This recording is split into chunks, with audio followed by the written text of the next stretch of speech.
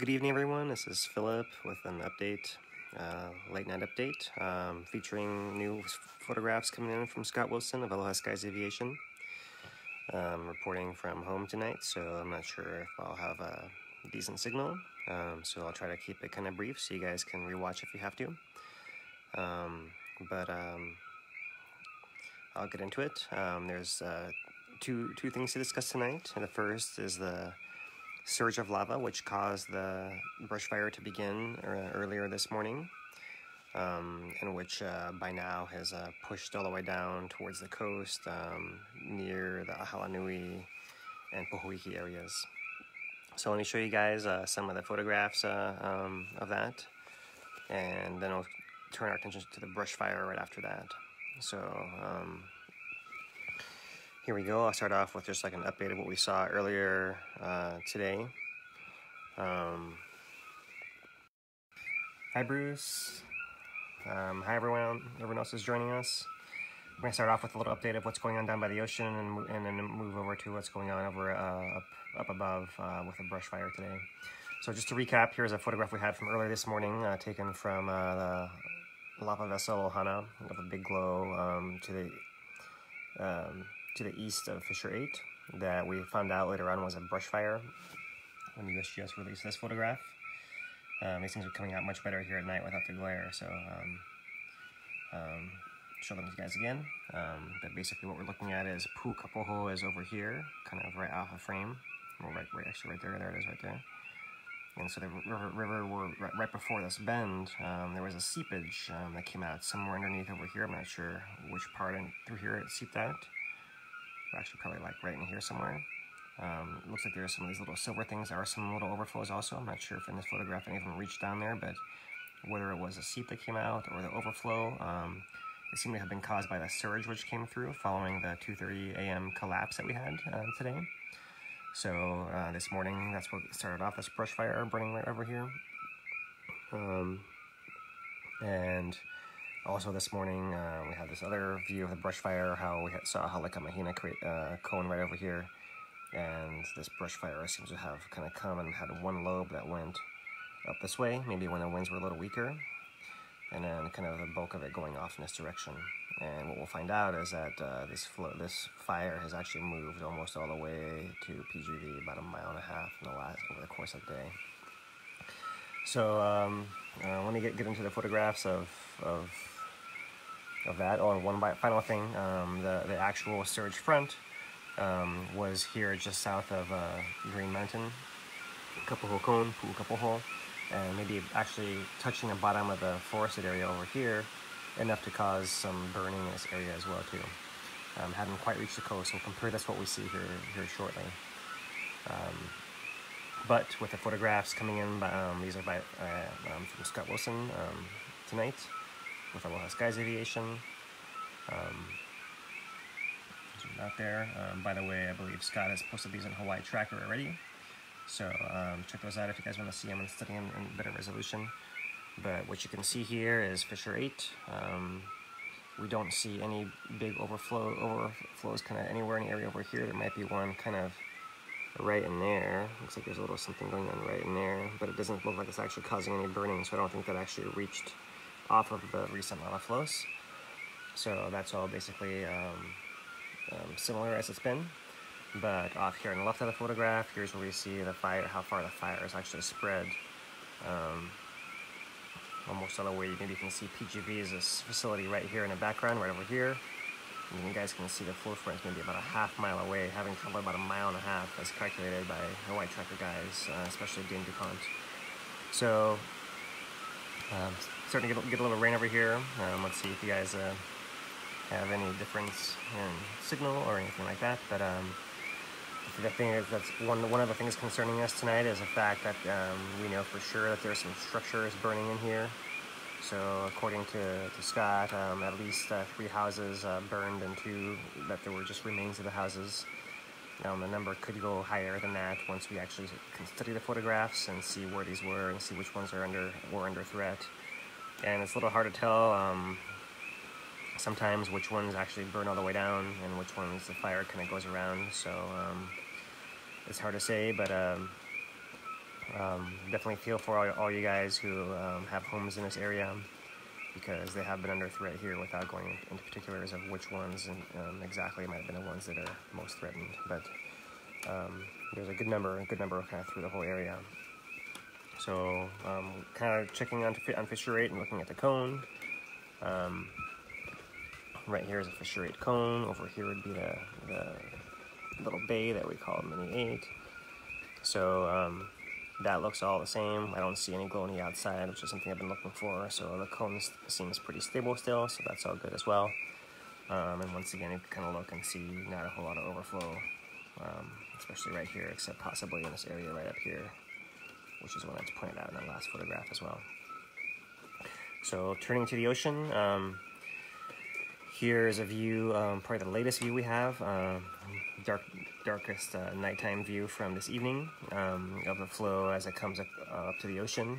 The ocean entry is actually down here, right? And this is what the USGS has been calling the overplating, when the flow is going over top of the lava tube, over top of that plate, and kind of spilling off in like a surge above ground, while also going through the tubes below ground and feeding the ocean entry as well.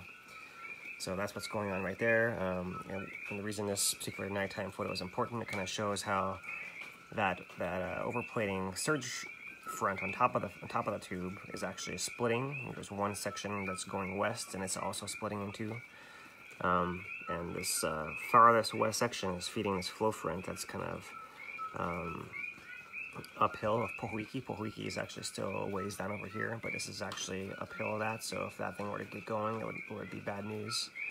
But fortunately, it seems like it's likely to be just a surge like we had the last couple that kind of spilled out the extra and then kind of frozen spot, and then wait till the next surge comes back down. So there's also a branch that splits to the east. You guys can see this is actually a fairly wide thing. There's a good amount of lava going this way, and that's a good sign, because at least not all of lava is going to the west over there. So some is going to the east and north, and that's probably the best place for it to go on top of the lava that's flowed already. So we'll kind of go step back in time and look here just before this. Earlier, here's that big east and northeast lobe kind of going off that way away from Pohoiki. There is a flow lobe that is kind of pointing towards Pohoiki, but it's actually feeding the front. That's way over here. And right now here you guys can see this is the edge of the earlier flow from Fissure 17. Actually, that might be Fissure 18 flow, I believe. Right there, yeah, Fissure 18 flow. And this stuff might actually pun a little bit up here, but it actually can probably go over top of that. And if it does that and follows this line, then all the way eventually down here at the very bottom, Pohoiki would be right at the very bottom of that. So it wouldn't get there necessarily,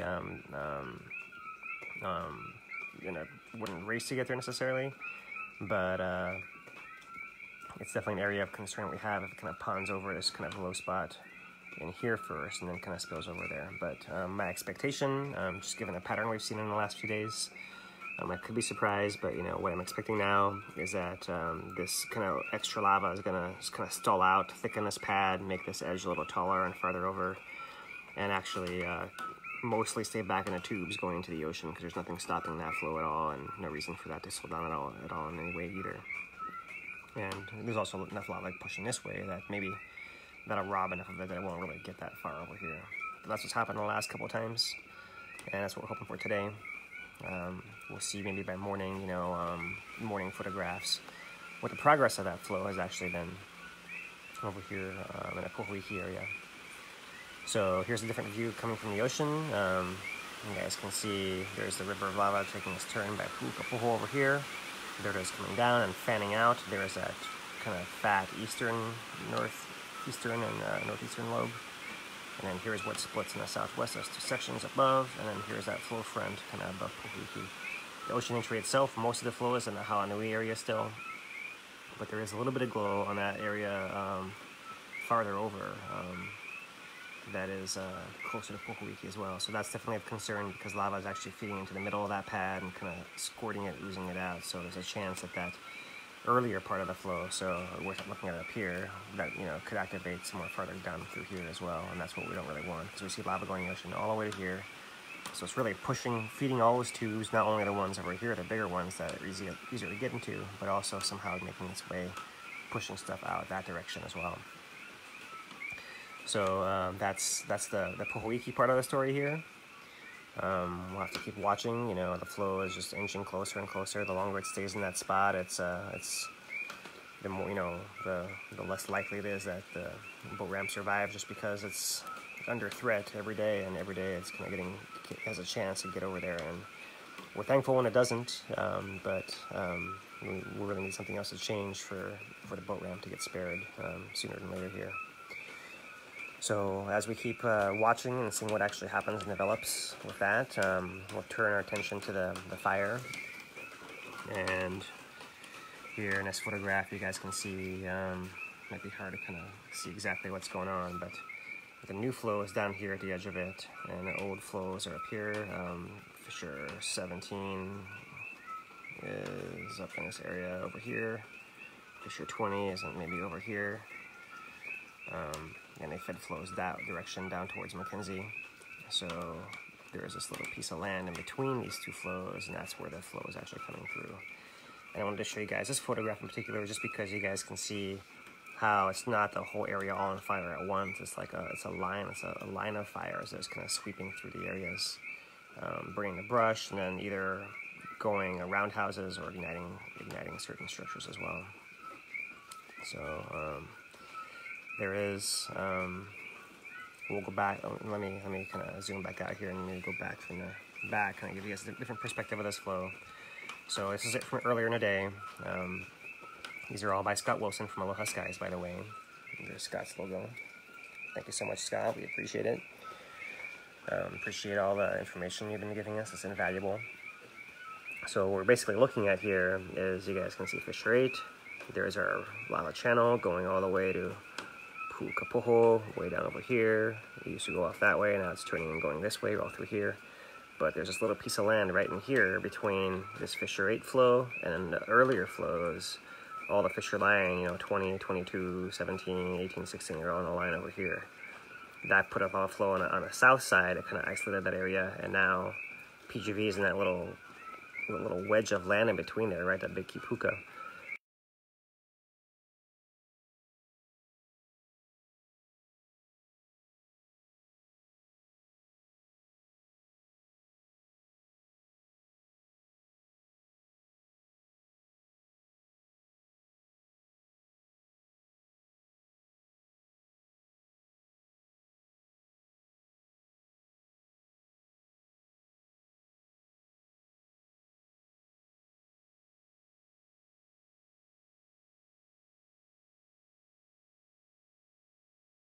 You can see this little wedge of land, this kipuka in here. Sorry guys, if you guys cut out, I'm not gonna keep going because my connection is probably not gonna get better. I'll show you guys. So right in here, this little island of land is the one that's been separated by the lava channel from Fissure 8. It comes through here. It's the one that's still active. And the previous fissures over here in this little area over there. So this piece of land that's been the brown dry side from all the heat and gases blowing across there, killing all that vegetation. The forest, or the brush fire, began farther back over here in the area of Mahina, and it's kind of moved across about 1.5 miles over the course of the day, all the way till now it's at the the eastern boundary of the Puna Geothermal Ventures power plant. So it's about a 1/2 mile away from there still, and we'll see what happens when this fire comes across. And what we've been seeing is the fire is like going to travel uphill, so it may actually go up some of these cinder cones and burn some of that area. I know there's still a lot of houses in the backside of here that are under threat right now, so our thoughts are with you guys. Hope you know, but we know for sure there's going to be some casualties tonight, unfortunately. So for reference, the Y and the road is down here, so this is on the opposite side of the lava channel from the Y.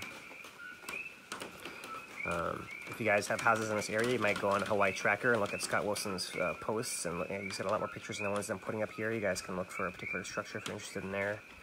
But I didn't want to go into too much detail one after the other of all the detailed photographs he has, which has been making a point to take in case people are going to actually want to look for their houses in particular.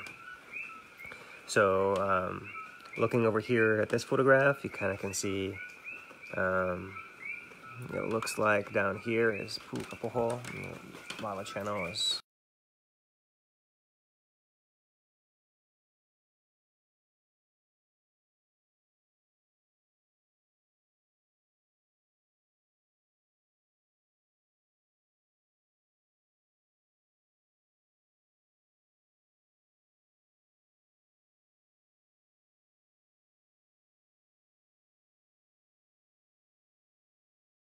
This is a view to the south, right? So you guys can see here's the older flow field. Fissure 17 and 16 and 18 are back in here somewhere. Here's a new flow that's active, and here's a fire, the front of the fire moving through this wedge of land, this kipuka. So I'm sorry for you guys if this is about this, and rather, as always, tell you guys as soon as possible, you know, what we're seeing from these photographs, and help you start to take the steps towards whatever action you take next to deal with this renewed tragedy that's in there. So I'm so sorry to hear, Ann, about your house in there. So once again, these photographs are in more detail by Scott Wilson. Just wanted to show you guys, here's 132. The fire actually began on the south side. Ahalanui Pohoiki down over here. You can see it's charred all this area. Come through here, we see a roof still standing. It's hard to say whether the fire actually spares a structure like that or not, unless we see it all the way collapse, in fact. So it's really hard to say what's going on there. I think, you know, you can have some hope still, but until we actually have some closer imagery that's not taken from 3,000 feet, then it's going to be hard to really tell exactly what happened to a particular structure, unless it's all the way raised and collapsed on the ground. So that's showing you the extent of the fire there. There's another view of it. There's our lava channel. This is up channel towards Fissure 8. This is coming down channel. Here's our abandoned braid right here, part of our figure 8. So just to the left of the figure 8 over here, the south side of the figure 8, that piece of land is the one the fire is kind of moving through. And you guys might have noticed in that first photograph, it's just like in little segments of the line. There are several little segments that kind of burns through, like in a sweeping front that goes across there. So that's some more images of the area over here. And thanks again to Scott. You guys can check out Scott's full post with, I believe, something in the order of 30 photographs in there, as opposed to the half dozen I've chosen to show you guys in here. So we'll see how that actually pans out. But that's my brief update here tonight. Just kind of recap, you know, the surge that began, that sparked the brush fire this morning is still burning. How long has it been? It's been maybe 18 hours or so, maybe a little longer. That fire is still burning its way. It's burned about 1.5 miles from where it began. I don't have any estimate for how much area it's burned so far, but it's now gone through the kind of brush area and is moving through the areas of houses now, unfortunately. So we've heard that there are at least 3 houses that were aflame, with 2 more destroyed. So that's 5 houses that we believe pilot Scott Wilson actually witnessed burning. That's our preliminary count there.